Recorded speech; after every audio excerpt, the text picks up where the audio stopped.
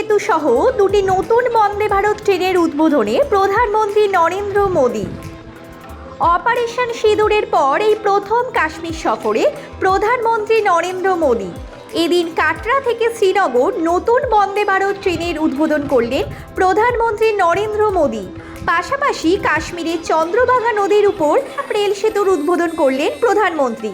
জানা যায় এই রেল সেতুর উচ্চতা 359 মিটার বা প্রায় 1178 ফুট, যা আইফেল টাওয়ারের থেকে উঁচু এবং বিশ্বের উচ্চতম রেল সেতু হিসাবে বিশ্বের দরবারে আত্মপ্রকাশ পেল ভারতের এই রেল সেতু।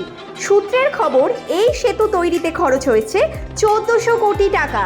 জাতীয় পতাকা হাতে প্রধানমন্ত্রীকে ব্রিজে হাঁটতেও দেখা যায় এদিন।